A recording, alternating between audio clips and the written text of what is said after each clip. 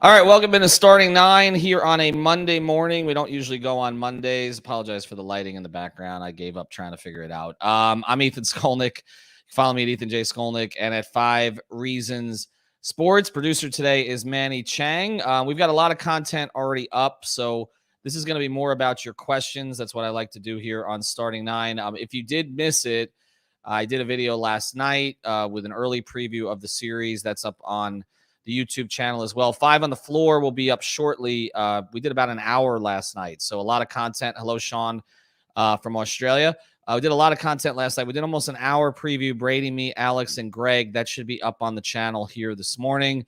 I also did a spot on WSVN last night. That will be up on the channel today. I'm going to sit down with Mark Jones, who's going to be calling the series for ESPN Radio. Obviously, he's one of the few national media guys who knows something about the Heat. He still lives down here half the time in Weston. He's going to be at Heat practice today where I'll be, so I'm going to do a sit-down with Mark. That will be on the channel.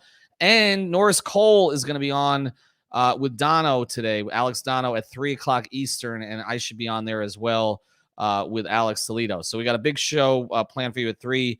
And today is just going to be about your questions after a very short monologue here. I do want to tell you about our sponsors of this particular episode. We appreciate all of our local sponsors. I do want to mention with the Eastern Conference Finals coming up and obviously the Panthers in the second round now, if you have a business you're interested in sponsoring with us, reach out to me and we'll make sure we get you in here before those 2 series start.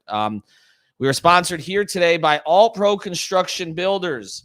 This is one of our great local sponsors here in South Florida. You may not be thinking about it now because it's May, but you should be. Hurricane season, it's always on the way. If you have a home or business down here, you got to protect it, right? Those homes are worth a lot of money at the moment. They do impact windows and doors for residential and commercial properties. You can find them on Instagram at All Pro Construction Builders. They'll have all of the photos of their impact windows and doors there. Again, it's All Pro Construction Builders. They do a great job. They're based in Miami-Dade and Monroe counties. They also service Broward, though, as well, and they use locally made products, American-made products. You work with a family-owned and operated business. Reach out to our guy, Danny. If you mention 5 Reasons, you get a 10% discount on your entire order. You always get a free estimate. 305-484-4429. That's 305-484-4429. They'll do the additions, the renovations, and, again, those impact windows and doors that you got to have here so that your house does not blow away. You don't want to be putting shutters up all the time. You'll end up hurting yourself. Go get this done. They'll give you a great price quote. And again, they'll give you 10% off if you mention 5 Reasons. Plus, Danny's a huge Heat fan who's probably texting me right now because he's panicked. So let's get into this. Should you be panicked? Should you be confident? What should you be? Hello, keep those eyes open. Good morning, everybody. Manny's going to pump up the comments here, and we're going to get to all of them. And if you have some questions, I'll get to them here on the show.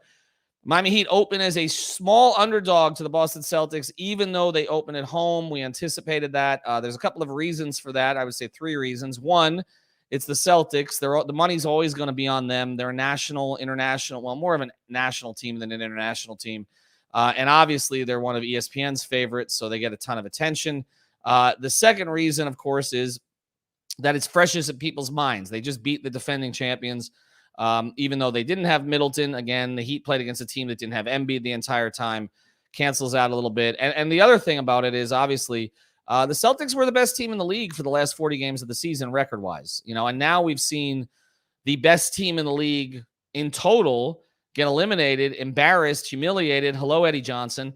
Last night on their home floor, the Celtics really were the hottest team that's still left. The other thing I do want to get into here, though, is what we see with the Final Four in the NBA right now is this incredible focus that the national media has on superstars, right? That's all we hear about, okay? Well, look who's left, all right? Nobody who was considered a top 5 player for most of the season. Now, Steph Curry is the exception, but again, Steph has been banged up a little bit, missed time late in the year. Luka's kind of entering that top 5 club. You could certainly make an argument that he should be there with what he's done now in the postseason. Tatum kind of been on the fringe of that, not there yet. Maybe this is what elevates him. And of course, Jimmy Butler, most people nationally do not consider him to be a top 10 player, which I would argue with, let alone a top 5 player. Look at the guys who are not here. Look at the guys who are in Cancun or elsewhere. LeBron, Giannis, Durant, Kyrie, Embiid, Harden. It's a ton of names there, right? Paul George, Kawhi, obviously, who didn't play this season. So there's a little bit of a new guard in the playoffs here. And if you look at the final four teams, you look at how important team building is. I mean, all four of these teams have done that to a certain degree that's elevated them above the others. The Heat, obviously, we know about their depth, the way that they put the pieces together on this roster. The Celtics making kind of an abrupt change where they essentially decided they didn't need a traditional point guard. And that's one of the differences between this series and the series 2 years ago, is that 2 years ago, the Heat exploited Kemba Walker. That was one of the places they went. They hunted him on switches. He couldn't defend at all. He was bothered by his knee. He was inefficient offensively. Well, he's not there. There are 6 Celtics who are back. Well, actually more than that, but 6 that played some role in that series. There are 4 Heat players, Bam, Jimmy, Herro, and Duncan, that played a role in that series and are back for this one. But no Kemba. Boston decided to go with sort of switchy, long defenders, rotating bigs. Udoka did a great job kind of cultivating a defense around them, and they're here as a result of that. You look at the Western Conference. Everybody just talks about star power, obviously, with Curry, etc., but the emergence of Jordan Poole, and also in the front court, the signing of Otto Porter and some others to make up for the loss of Wiseman. But they have a specific style that they play under Steve Kerr, and they're much better defensively than people give them credit for. And then you look at Dallas. I mean, they made a sort of a game-changing move by getting rid of Porzingis and bringing in Dinwiddie and just giving Luka a couple of other ball handlers with Brunson and Dinwiddie, and that thing has worked. So maybe not the teams that everybody expected, but the one thing I can say before I get to questions here, when I talked to Heat officials prior to the season, the thing that they said was the reason they were willing to pay the extra money in the extra year for Kyle Lowry when there was competition for him was because they felt that this thing this year was wide open. And they were absolutely right. Because if you look at it now, the 2 teams that were finalists are not even there anymore. The other team that everybody expected, the other 2 teams everybody expected to be here, or certainly ESPN wanted to be here, the Nets and the Lakers, flamed out. So those were 4 of the teams that were perceived to be contenders. If you were to say to somebody before the season, what's more likely, the Heat, Celtics, Mavericks, and Warriors in the Final Four, or the Lakers, Nets, Suns, and Bucks in the Final Four, who do you think people would take? So the Heat were right. This thing is wide open, and they absolutely, if things break right for them, if they play to their highest level, particularly defensively, they can win the whole thing. I don't think there's any question about it. Whether you pick them is another story. All right, let's get to the comments. Manny, we're just going to blow through these this morning, and we'll and I'll answer the questions as we go here. All right, Jordan, I know this isn't related to the Heat, but how about Phoenix? I'm still shocked. This sounds like recency bias, but I can't remember watching a Game 7 that bad. I guess we should have expected it, there was no way to. But with Chris Paul's history in Game 7s, it just seems like either he breaks down or everybody breaks down around him. I think what you saw after the game last night with Monty Williams' comments about the DeAndre Ayton, which was essentially a no comment, that there have been issues there behind the scenes that maybe didn't surface because the team was playing at such a high level in terms of the wins and losses. But the Ayton contract situation was certainly in the background. And also, let's just be straight about it. I mean, Luka punked Devin Booker. I mean, you can't talk if you can't back it up. Devin talked. He didn't back it up. And I think we are seeing in a lot of ways, and I know we've talked about this for a couple of years now, we're seeing the Luka era starting. I didn't think he had enough around him this year to go the distance, but if that team wins the championship, it would not stun me. He's that good. All right, let's get to a couple of others here. Do you expect Kyle to be back around mid-series? That's a good question. Obviously, we're going to investigate that today. The Heat probably, my guess is, and I'll be at practice today, my guess is they probably will not reveal a ton about it. We'll probably get one of those messages at like 5 p.m. saying he's out. I don't anticipate him playing in Game 1, and I would be surprised, honestly, if he plays in Game 2.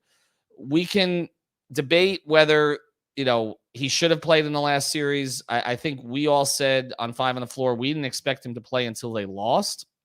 Instead, they put him in with a 2-0 lead. I know Kyle wanted to play. I know if you heard Jimmy's comments afterwards, he talked about Kyle wanting to play. I don't know if necessarily everybody in the organization thought he should play. The Heat have an interesting history with this stuff. They tend to hold guys out instead of push them to play. For all the talk about, Riley being this dictator, they're really not when it comes to injuries. You don't hear a lot of stories afterwards about Heat players saying they were forced to be out there. And of course, you remember the Chris Bosh situation where every precaution they took, was at the side of him not playing. That's typically how they do things. The one exception was Justice Winslow because they didn't really think he had an injury. But in this case, they know Kyle has an injury. It's a hamstring. I think they're going to be extremely cautious. I would be surprised. I'll just put it out here. It's not a report. I'd be surprised if you see him in the first 2 games. I would be surprised. And I do think in this series he could matter because I just think his ability to get the team organized late in games against a defense this good is significant. All right, Manny, throw him up. From another Ethan. Middleton was an all-star. It was missing the series. The media is praising the Celtics going 7 against the Bucks. We finished the Sixers with everyone playing, and the media is going to dismiss us. All right, just to couch that a little, Embiid didn't play games 1 and 2. All right, but yes, the Heat did finish that series. I'm debating whether or not I want to get into the media fight in this series. I just feel like it's pointless. I know I've been one of the leading people out there, pointing out how ridiculous, in particular, the ESPN coverage has been. But to a certain degree, TNT. I mean, it is clear that Barkley has not watched a Heat game the entire year. I love that show, but for what it is, I mean, it's not an analysis show. And the fact that he came out and said he thinks that Boston's scorers will be more efficient than Miami's, that was his reason for picking the Celtics. Jimmy Butler has been the most efficient star in the playoffs so far. Tatum has been inefficient against the Heat in most games. So I don't know where he's getting that take from. I think he's just pulling it out of his ass, honestly. But who they pick is who they pick. You're not going to get a lot of focus on the Heat in this series. You're just not. You've got Boston in the conference finals. You look at the teams that are left. You've got, pretty much, 3 big markets, and Miami's kind of a mid-market, that's an attractive market. But Dallas is a huge media market. Golden State, San Francisco is a huge media market, and Boston is a huge media market that is a traditional NBA market. Miami's going to be 4th in terms of attention here. That's just the way it is. Even with not having all those guys who are in Cancun right now, you still have Luka, Tatum, and Curry. They're all going to get attention before Jimmy Butler. It's just the way it is. All right, go ahead. Alex, Bam has averaged 32 minutes in the playoffs so far. I expect them to play in the high 30s or possibly the 40-minute range in this series. I've been waiting for that. I think this is the series where it likely happens. Maybe not low 40s, probably high 30s.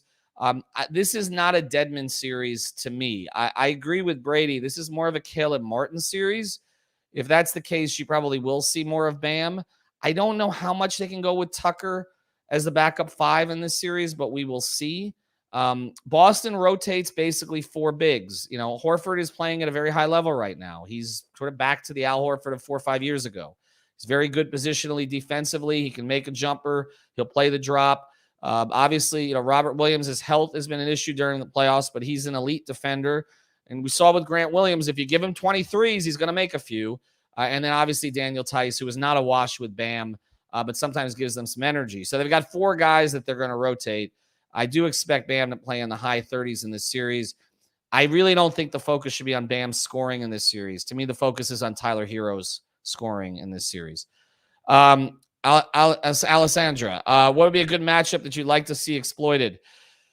Here's the thing about this Celtics team. They don't really have a soft matchup defensively in the starting lineup, unlike with Kemba. I mean, you're not going to exploit Smart necessarily. He's going to just flop himself into fouls. Tatum has gotten better defensively. Brown is very sound defensively. Robert Williams, as I mentioned. So there's not necessarily an exploitable matchup. I think that the Celtics have an exploitable bench. To me, where the Heat's advantage is in this series is, even last night, I think Udoka only went 7 deep. Spoelstra can comfortably go 10 or 11 deep if he needs to, especially when Lowry is back. So to me, the exploitable matchup in the series where the Heat have an advantage is depth, for sure. I also think that Bam can do some things against this front line. But again, I don't want to put all the focus there offensively because we kind of know where that goes when we do. Throw him up. From Nick Alvarez. We know, Nick, how do you think the Heat go about defending Tatum and Brown? Also, back to much more switching or using Bam to guard Tatum more one-on-one like he did Embiid.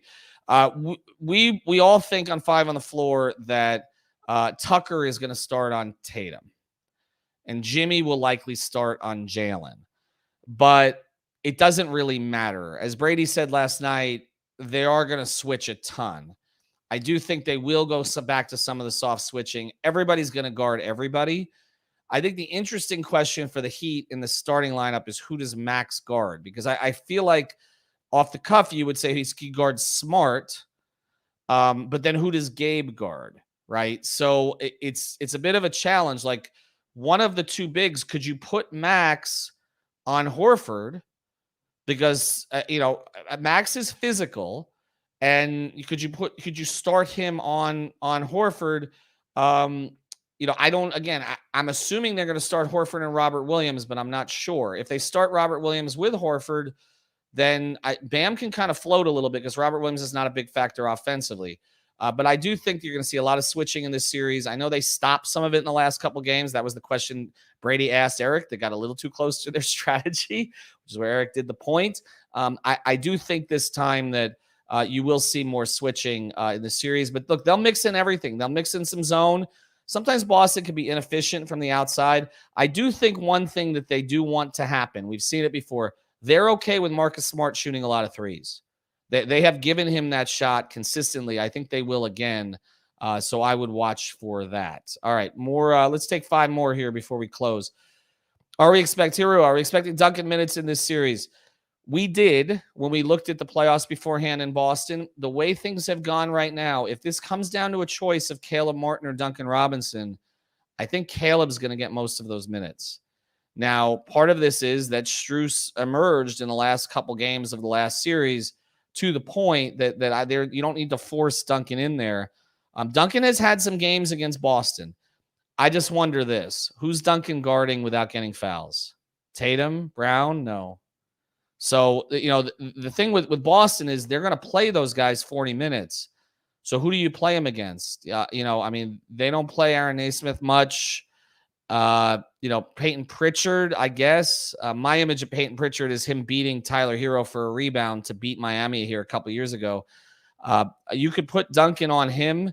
You could probably put Duncan again on one of the bigs, I guess. Maybe, but they're going to hunt him. I mean, they're going to absolutely, there's no question Tatum and Brown are going to hunt him. I don't know how many minutes he can get in this series. Alessandra, again, what would be a good? Oh, no, we got that one already. Manny, throw up the next.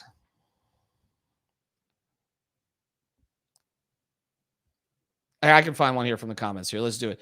We got a couple. Oh, here we go. I think Grant Williams stays in the starting 5 just for spacing. Yeah, I think that's possible. Again, we saw him shoot 23s.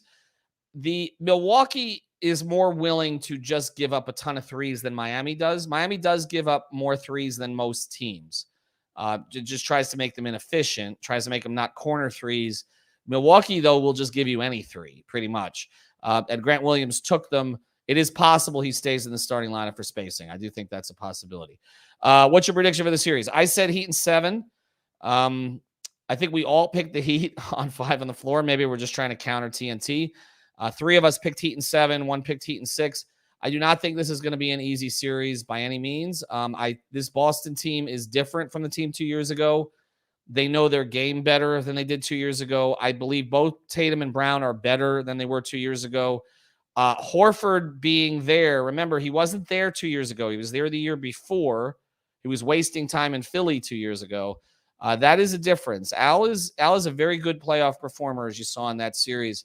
He makes them better. This is a good team. I do think one advantage, there are 2 advantages I think play out in Game 7. The home court, which matters. The Heat did the right thing by going for it and not worrying about who they would play.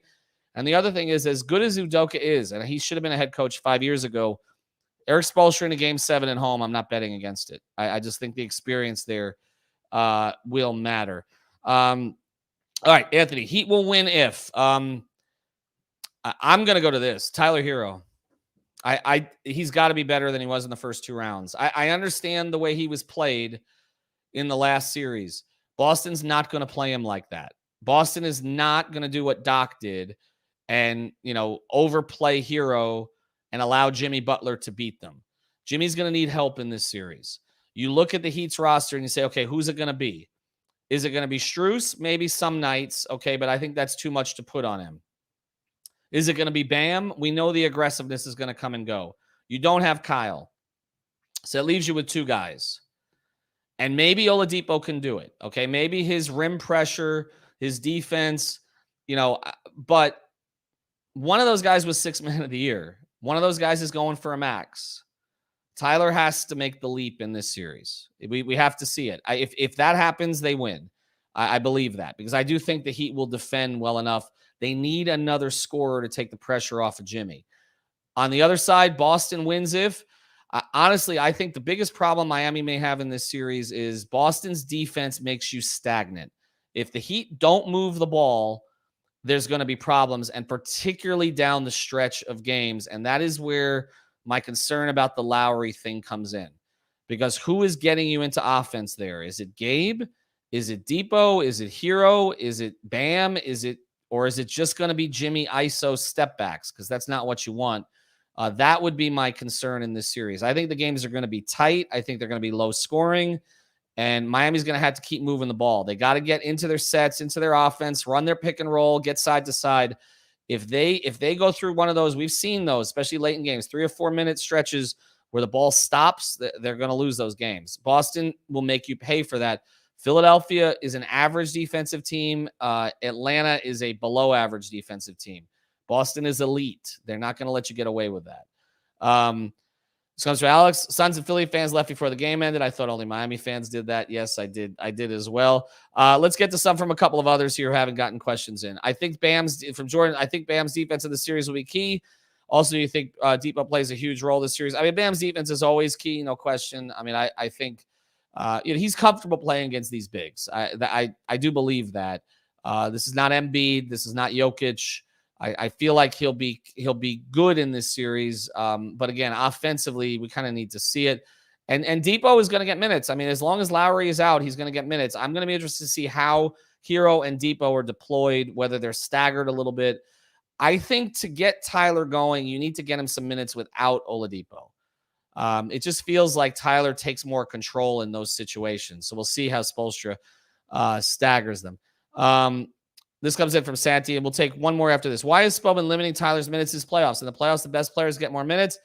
He's averaging 27 minutes per game. Also, why was he the 7th or 8th man in the past few games? It's a good question. I think this is a little bit of a chicken or the egg type thing. I think in part he's getting less minutes because he hasn't played that well. So, if you look at their on-off numbers in the first 2 rounds of the playoffs, like it's a stark difference. I mean, Tyler, who was a plus player during the regular season, is their biggest negative in the playoffs from an on-off perspective. So I think some of it is Spo's not playing him because he's not getting the results from him that he wants when he's out there. But the catch with that is that Tyler sometimes needs those minutes to get his rhythm. That's why I say, to me, I think we know what we're going to see from Jimmy Butler at this point. I think we do. I think we kind of know what we're going to see from Bam Adebayo. You may want more in certain games. I think for right now, this is what it is. And I think defensively, it's elite. We know that. And I think for the bench, Max Strus, Gabe Vincent, these guys have shown that they can step up in these moments. Tyler, to me, is the key to this thing in this series. He's the key, and he's had games against Boston. We've seen it. He's got to have another one, but you can't afford his. He tries defensively, but you can't afford his defense on, say, Jaylen Brown if he's not effective on the other end. So, he'll be played differently in this series. He's got to take advantage of it. All right, one more here. Crypto, Ethan, do you think Strus plays with something to prove against Boston who cut him? Thanks. Having gotten to know Max a little bit, I would say the answer is yes. One of the things I think to like about Max and the reason he stepped up in the playoffs is he's a quiet guy. He's a nice guy. He doesn't say anything crazy in the media. Obviously, Jimmy loves him. He's got an edge to him. They absolutely have a chip on their shoulder. The undrafted thing, the teams who cut them. I think Max is going to be good in this series. I have a lot of confidence in Max filling his role. But again, the ceiling for Max is not the ceiling for Tyler. Tyler's a more skilled player than Max. It's Tyler that this guy's got to jump up in this series. I think you're going to have some good games from Max and some games where you don't notice him as much. But Tyler, you got to notice every night. That's just where I'm at with it. All right, last one here, and I do want to mention something before we go. BetterEdge.com. This is our new. We're still at PrizePicks.com, so still subscribe to that one or download it. You get $100 free using the code 5FIVE at PrizePicks.com. That's the app. You can get it on the Google Play Store or on iTunes. It's there, on I don't know if to still call it iTunes, whatever, the App Store on the iPhone. So go to PrizePicks.com. Use the code 5. You get your initial deposit matched up to $100. But we've also got a new betting app that we're working with. It's different from PrizePicks. This is a social betting app where basically the lines are there, but you can kind of set them and move them with your friends to try to find the right match, and it gives you different odds based on it. It's a really cool thing, and it's something we're pushing here at 5 Reasons. It's called Better Edge with an O, so BETTOR edge.com/5 reasons, the number 5 reasons, and they'll give you $20 to play. So try it tonight or tomorrow night on Tuesday night, and then we'll get to this last question. And I'll answer that. I want to address that. We'll get to that in a second. BetterEdge.com/5 reasons. Again, with the O in there, and we'll get to it. All right, throw up the last one here, Manny. Is Tyler Herro going to be the key to every series? You call for Atlanta. Atlanta, you call for Herro with Philly. Come on, pick a better key to the series. All right, what do we want? Yurt? We'll go with Yurt. No, I'm picking Herro because part of this is the key to the series will be our 3-point shooting. I'm fine, but here's the thing. They shot 25% from 3 on the road in the 3 games against Philadelphia, and they won one of those, but they won the series anyway. Yes, the 3-point shooting matters. Some of that starts with Tyler. He's a high-volume 3-point shooter. You're not playing Duncan Robinson, right? You don't have Kyle Lowry. So you've got 2 fewer 3-point shooters out there. So, yes, Strus, Herro, Caleb when he gets those opportunities from the corner, PJ when he gets those opportunities from the corner. Jimmy has been their best 3-point shooter for large stretches of the playoffs. That's not something you want to continue. So I agree. The 3-point shooting matters. I keep picking Tyler here in part because it's hard for me to believe that Jimmy's going to be averaging 30 points throughout the playoffs. They need another scorer. They got away with it against what to me was not a great Atlanta team because they bottled up Trae Young defensively, okay? They got away with it against Philadelphia in part because you didn't see Embiid in the first 2 games and because Harden's a stiff. I get it, okay? In this series, there are no stiffs on the floor. These guys are going to show up. Tyler has to show up. You need the second scorer. It's not, look, I picked Tyler for 6th man of the year before the season. I think they should pay him in the offseason. But this is the time you got to prove it. It's the Eastern Conference Finals. All right? But yes, the 3-point shooting absolutely matters. Jimmy is the key to the series, perhaps. Okay. And Jimmy may be the finals MVP this year, and then everybody will be happy. All right. Thanks to everybody for joining. Again, check out betteredge.com. That's with an O in it. /5 reasons. Prize Picks. Download the app, and I'm friends over at All Pro Construction. We will have 5 on the floor. We'll be up here shortly. So if you didn't get to listen to it last night, it'll be up here. We went through all the matchups for an hour and probably answered some of the questions you guys had here in the comments. And then also, as I mentioned, Norris Cole will be on with Alex Dono at 3. Mark Jones will be on with me at some point today. Have a good day, everybody.